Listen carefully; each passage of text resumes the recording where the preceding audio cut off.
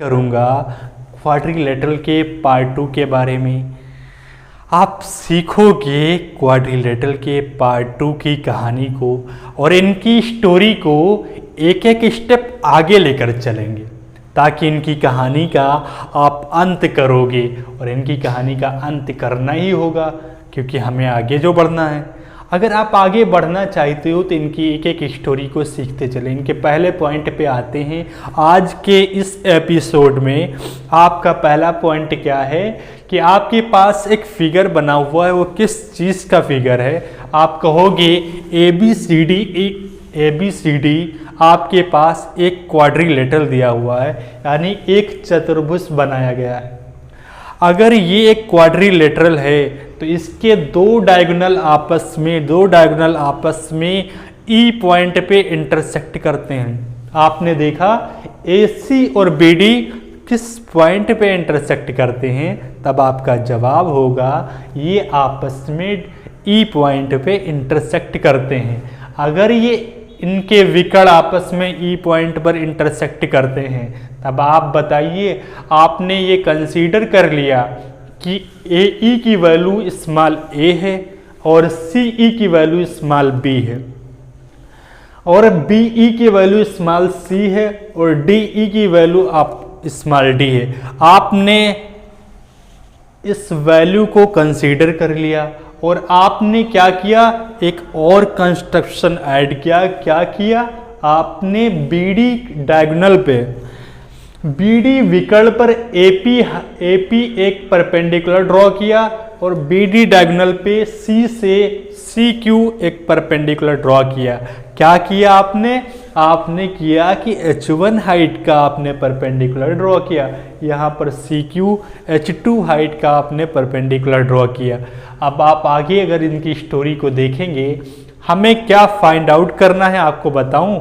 इन ABD, अगर इन दो triangle की बात करूं क्वाड्रिलेटरल में, मैंने पिछले एपिसोड में आपको बताया था कि डायगोनल क्या करता है, दो ट्राइंगल में डिवाइड कर देता है या चार ट्राइंगल में डिवाइड करता है। अगर एक डायगोनल आपने ड्रॉ किया तो दो ट्राइंगल में डिवाइड करेगा।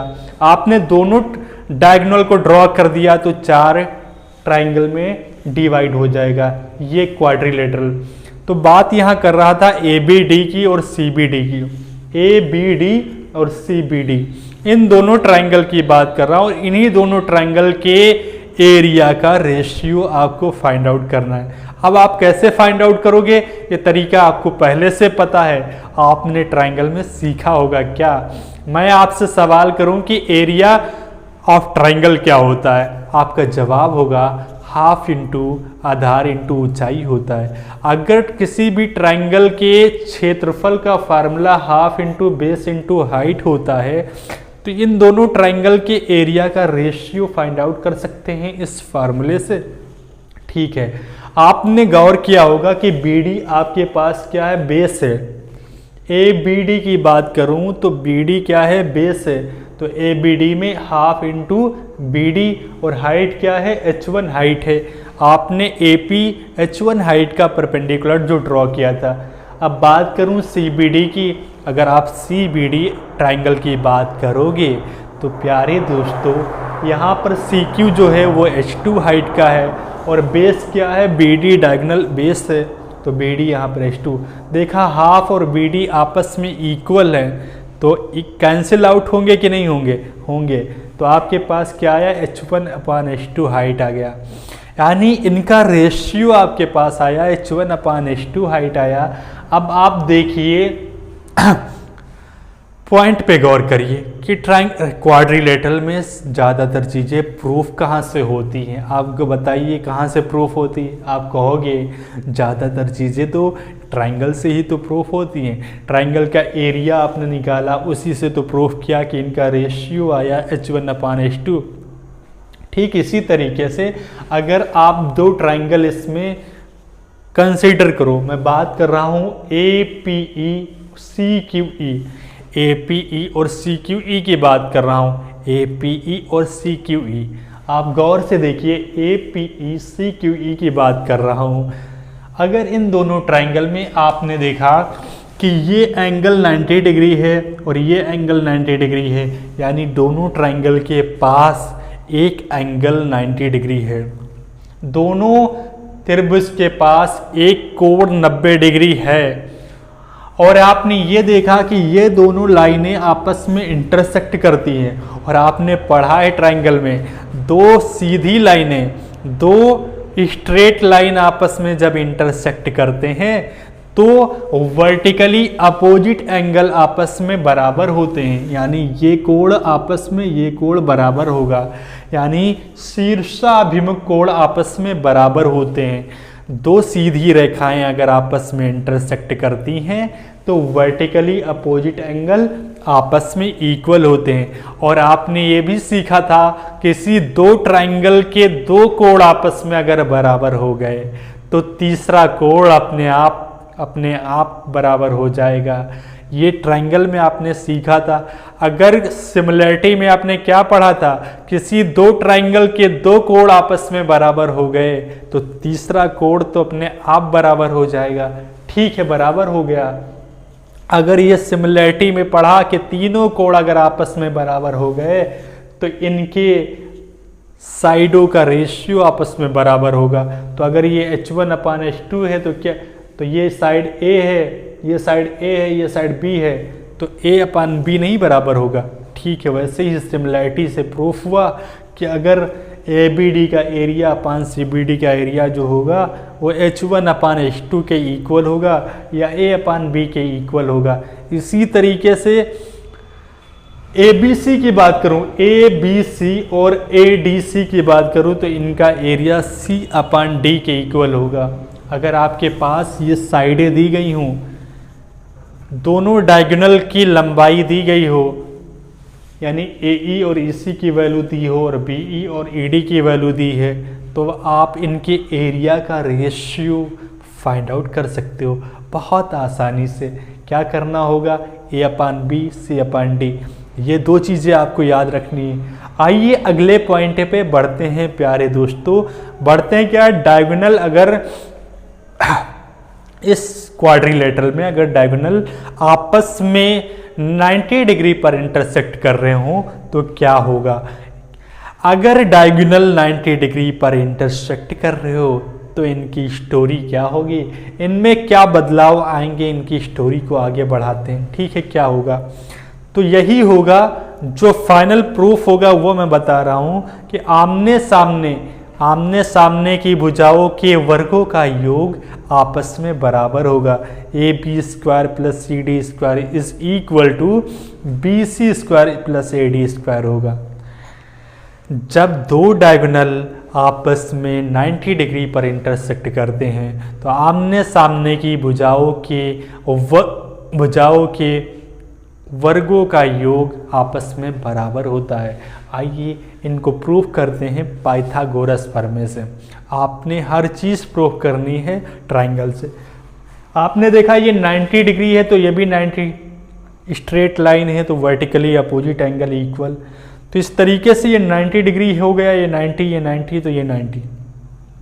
अगर ये 90 डिग्री है तो ये ट्राइंगल कौन सा हुआ, आप कहोगे राइट एंगल ट्राइंगल। और राइट एंगल ट्राइंगल में क्या अप्लाई होता है, आप कहोगे पाइथागोरस प्रमेय अप्लाई होता है। और पाइथागोरस प्रमेय क्या कहता है कि आपके पास हाइपोटेन्यूज का square plus is equal to perpendicular square plus base square, यानी कड़ का वर्ग इज इक्वल टू लंब का वर्ग प्लस आधार का वर्ग। अगर ये अप्लाई करते हो कौन से ट्राइंगल में, ये पॉइंट क्या है जहां पर दोनों डायगोनल इंटरसेक्ट करते हैं, आप कहोगे E पॉइंट है, तो EAB की बात कर रहा हूं।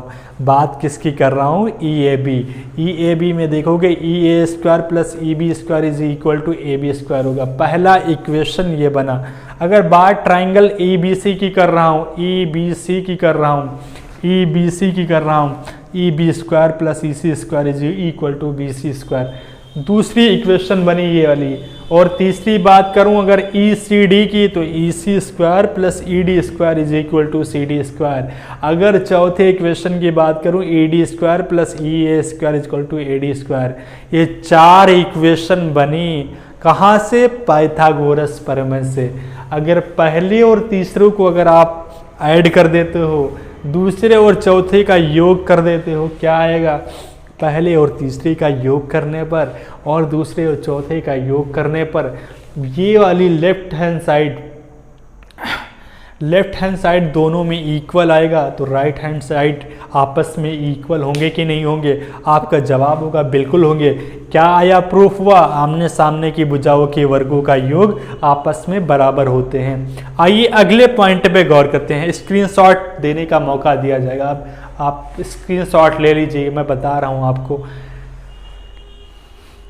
अगले पॉइंट पे आते हैं कि आपके पास एक क्वाड्रिलेटरल दिया गया है ABCD और चारों भुजाओं के मध्य बिंदुओं को मिलाने वाली लाइनों से जो आकृति का निर्माण होगा, अगर ABC, BC, CD और DA के मिड पॉइंट को मिलाने वाली लाइन से जो फिगर बनेगा, वो फिगर क्या बनेगा?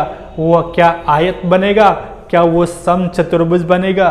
क्या वो समांतर चतुर्भुज बनेगा? क्या वो वर्ग होगा?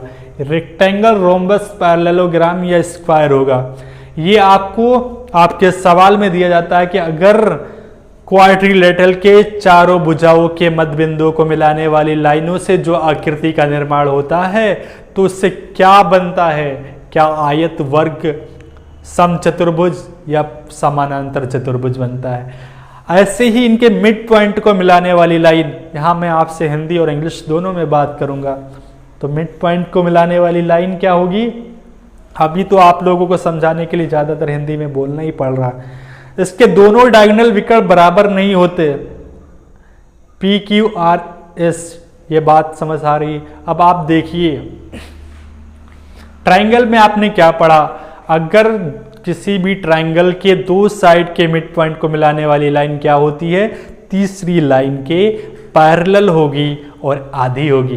यानी ट्राइंगल के दो साइड के मिड पॉइंट को मिलाने वाली लाइन तीसरी के पैरेलल और आधी होती है। आपने यहाँ AC एक डायगोनल ड्रॉ किया, एक विकर्ण ड्रॉ किया। AC एक विकर्ण है और AC के पैरेलल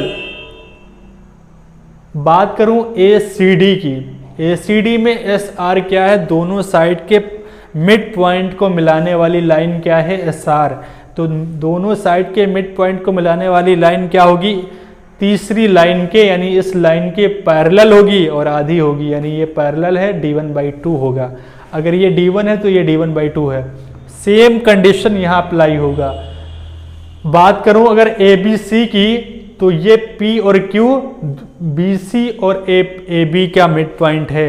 अगर इन दोनों मिड पॉइंट को मिलाने वाली लाइन क्या होगी? आपस में पैरेलल और आधी होगी। किससे? तीसरी लाइन से। तो ये D1 है तो D1/2 होगा। इसी फिगर को यहाँ पर बनाया गया है, क्योंकि अगर उसमें एक ही में बना देते तो आप समझने में दिक्कत आती। दूसरा डायगोनल ड्रॉ किया है D2। क्वाड्रिलेटरल के दोनों डायगोनल आपस में बराबर नहीं होते। यहाँ D1 है तो ये वाला डायगोनल D2 है और सेम कंडीशन यहाँ अप्लाई होगा ADB में और CDB में। क्या होगा? किसी ट्राइंगल के दो साइड के मिड पॉइंट को मिलाने वाली लाइन तीसरी के आधी और पैरेलल होगी। तो ये D2 है तो D2/2, क्योंकि मिड पॉइंट को मिलाने वाली लाइन है और ये भी मिड पॉइंट को मिलाने वाली लाइन है तो पैरेलल और आधी होगी। अब आपने अगर देखा इन दोनों की फिगर के PQRS को ड्रॉ किया तो क्या आया? क्या आया कि आमने सामने की भुजाएं बराबर है। और आमने सामने की भुजाएं बराबर कब होती हैं? या तो आयत में होती हैं या तो समांतर चतुर्भुज में होती है। अब यहाँ पर आंसर हो गया आपका समांतर चतुर्भुज। अब उसमें से कई उल्लू उठेंगे और बोलेंगे, उनका सवाल ये होगा, क्या आपने समांतर चतुर्भुज ही क्यों लगाया? क्या आयत नहीं हो सकता? आयत में भी तो आमने सामने की भुजाएं बराबर होती हैं। तो मैं उन उल्लुओं को ये मुखातिब करना चाहता हूँ और उनसे ये बताना चाहता हूँ कि अगर आप देखो क्वाड्रिलेटरल, अगर आपस में दोनों डायगोनल अगर 90 डिग्री पर इंटरसेक्ट कर रहे होते, अगर 90 डिग्री पर इंटरसेक्ट कर रहे होते तो आप देखते कि पैरेलल लाइन खींची गई थी। तो अंतःकोणों का योग, ये देखते अगर ये पैरेलल लाइन है तो ये अगर 90 डिग्री है तो ये दोनों पैरेलल लाइन है और आपस में अंताकोणों का योग 180 डिग्री होता है। तो ये 90, तो ये 90, ये 90। अच्छा,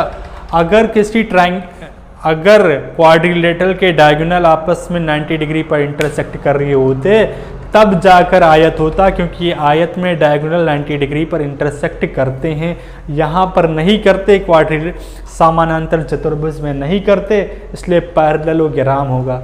इतनी बात आप लोग गेन कर पा रहे हो, आप लोग स्क्रीनशॉट ले लीजिए और आगे की स्टोरी को अगले दिन सीखोगे, अगले एपिसोड में।